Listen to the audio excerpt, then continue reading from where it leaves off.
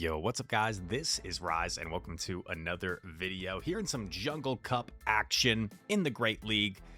This is a team that has been working really well for me the past few days. It's been very consistent. It has a few weaknesses, but overall, it's been really solid for me with Furret, Altaria, and Corviknight. And we're getting straight into the battles. Got double flyers in the back.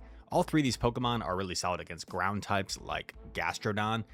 And the back line, even though they're two flyers, they tend to cover each other's weaknesses well, because Corviknight can do all right against other steel types, and Altaria really good against things like fighters, and it's also a pretty good counter to opposing Corviknight as well, which is pretty common in this meta. We're here in this battle against Rockhaven, terrific player, friend of the channel, and we have a neutral lead matchup, and then they swap into Furret, so we're gonna we chipped with our own Furret, and then we countered with our Corviknight to wall this energy. I'm gonna build up a little bit of energy, take another Swift, that's all right. Get off the Air Cutter, and I think one Sand Attack after the Air Cutter knocked out there. I just go for Payback right away. That was bad timing, but I kind of just wanted to get this off. Payback knocks out what's in back. It's a Gyarados. Interesting. So we go for the Air Cutter here, and I thought this was a little bit awkward of a situation, but once he let it go, I just decided to swap into Altaria, because I know my Dragon Breath damage is going to be oppressive here, and we actually shield the first Crunch, which is risky, because there's a chance that Crunch could have debuffed us, and then the next one would have done more, but I took the gamble that we weren't going to get debuffed. We ended up getting debuffed the second one, so we made the right decision. We get the farm down. And he 2-shield flexed, but we also 3-ball flexed, I believe. So we're both flexing this game. And that was a 2-3 set you see there to end that one. But this next set here ends up being pretty dang solid. Yeah, that first set, I think we just played kind of a lot of... I think we struggled with a few Talonflame in the back. And if I can't get my Altaria on Talonflame in the back, it becomes really difficult. Here we go. Space bar. Furret into Stunfisk. This is where we want to see Stunfisk, so this is good for us. Now, this is a meta where I feel like people oftentimes will try to catch out of the lead. So I want to be cognizant of that. Don't want to allow a Trailblaze catch. He swaps into Corv. I save my energy, and then I go into Altaria here.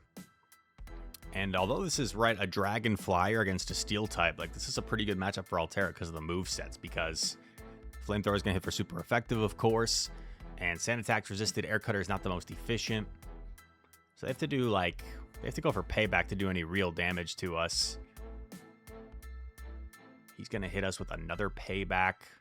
It looks to me like I can farm down, so I'm going to keep farming. He swaps in Fisk, and I go for my Flamethrower here. Then I'm going to combo, go for the Trailblaze. Let's see what Spacebar decides to do. He lets this go, understanding he can still reach the Mud Bomb.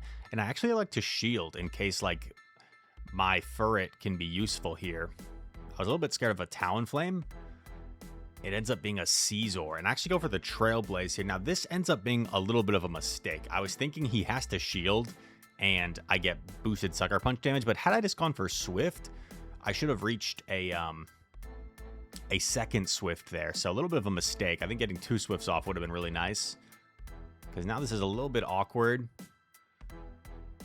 Scizor has a huge energy head start against our Corviknight, which normally is a good matchup, but when Scizor has so much energy, becomes kind of awkward.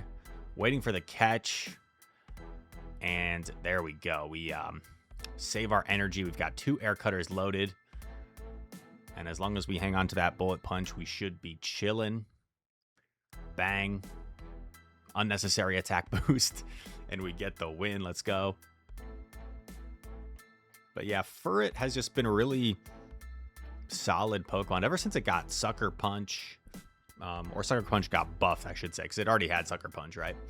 But ever since Sucker Punch got buffed, it's become a really solid Pokemon. Kind of like the new Vigoroth, people have said in a way. Even though the moveset coverage is pretty different, it has that same pacing that Vigoroth once had in an older stage of the meta. Here we go. Gyarados lead. Shadow Gyarados. Very scary. Furret, very cute. Who will win? We go for Swift. We get a shield. And if I remember this correctly, yeah, he'll throw one. I decide to let it go, I believe. And then we end up throwing at the same time here. So Gyarados, of course, going to win that charge attack priority. I put up a shield. And this is going to force them to make the decision. Do they want to let this go, give up switch, or do they want to go down a shield? They decide to let it go. In comes Stunfisk. Now, I could have Swifted right away to get it off first, but I elected not to. I elected to commit to the Trailblaze or force him to commit energy. And this is not the best matchup for Altaria, but it's a pretty even matchup. Pretty close matchup. So I'm okay with this. Discharge connects. And we're just going to stay in here. Try to make sure they don't catch on something. Another discharge. He's going to need 2 more to knock us out. And I should just need like 2 flamethrowers since I got a little bit of sucker punch damage. And these dragon breaths add up over time. He goes for another discharge here. Oh, I think I get actually kind of fancy here.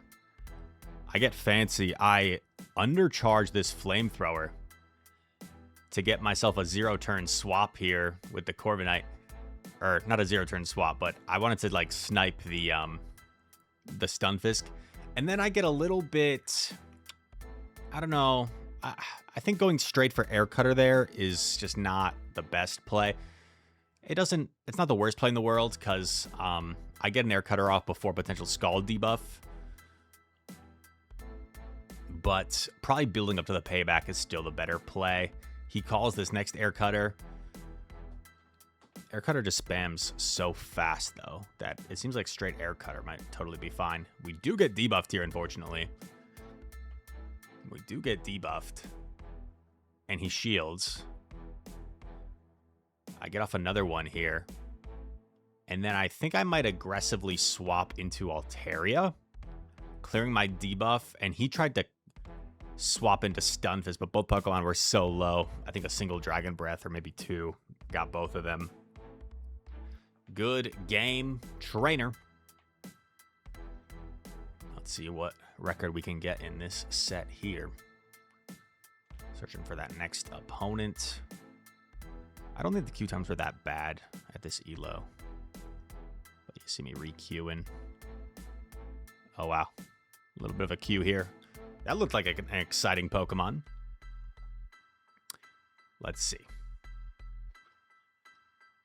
Angie. Still chasing Legend. Good luck, Angie, if you ever watch this on your Legend push. Let us know if you hit it. Furret into Shiny Shadow Caesar.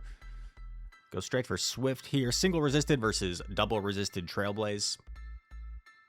And it connects. And I'm going to respect the potential Trailblaze here.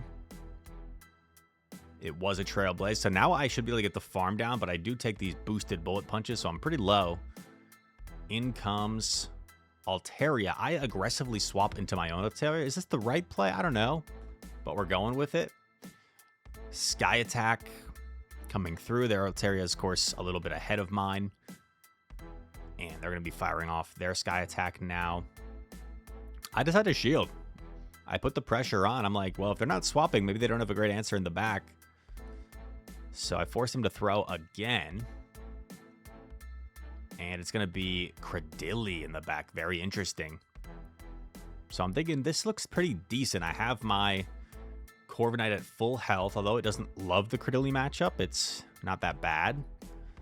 And what I elect to do here is actually kind of interesting. I don't switch out because I don't want to lock myself in a situation where I can't clear my debuff for a while. I actually let my Altaria get farmed down.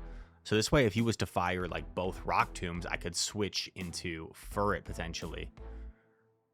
He built up a ton, and now I'm thinking, he's got a lot of energy. Like if I swap Furret, that's probably a bad idea right now. So I actually go for my payback. He's still a few away from his next charge attack. I swap, and I get to the double Swift here just in time. We were so close to going down. Furret gets the shield back to back. And I believe the Cradilly is in range of 1 Sucker Punch. And look at that. Furret even lived the acid there. So we got the Sucker Punch down first. And we get the win. Very nice. You guys will never guess. This should really be a sponsor. Guess what I just bought on Amazon? And dude, Amazon is crazy. I bought it last night and it was like here in the morning. I bought a 64 sampler pack of tea for like $12. That's an incredible price. That's so cheap, like per tea. Wow. That's a lot of usages of tea for... That's pretty cost effective, isn't it? Maybe not. I don't know. It seems pretty reasonable to me. Gyarados. I guess also the fact that like it just got delivered, you know. Nah, I have to go get it. As the fact that it seems pretty reasonable. Anyway, we play this matchup the same as last time. Cute little Furret. Gonna lose the charge attack priority. This time they actually shield, however.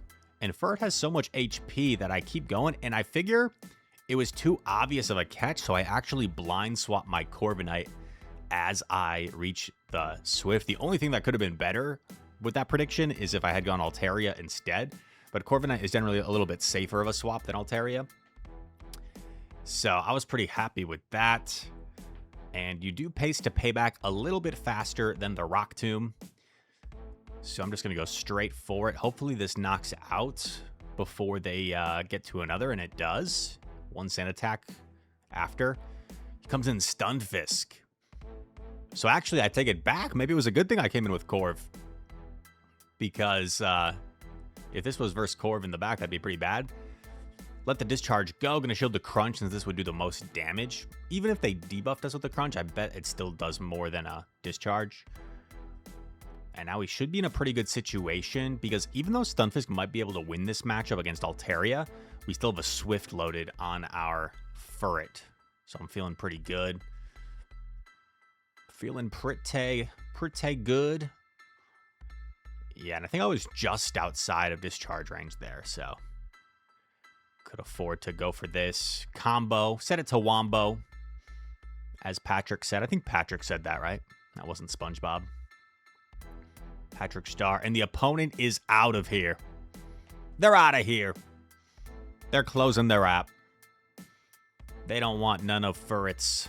They don't want nothing to do with Furret here. Furret. The ferret. The furry. Furret Meister. One of my friends in the community, SS Thorn, we joke. I had Meister. We both had Meister, I think, to a lot of Pokemon. We get the win. We're just reminiscing, I guess, right now on our win. What are we doing? What are we doing, Rise? Why aren't we claiming our set? Oh, Raikou as well. Look at that. Back a little bit.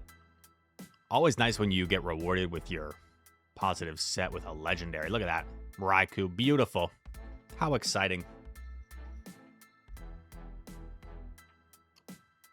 Unsuccessful on the first catch. Do we get him on the second catch? We do. Second catch, Raikou.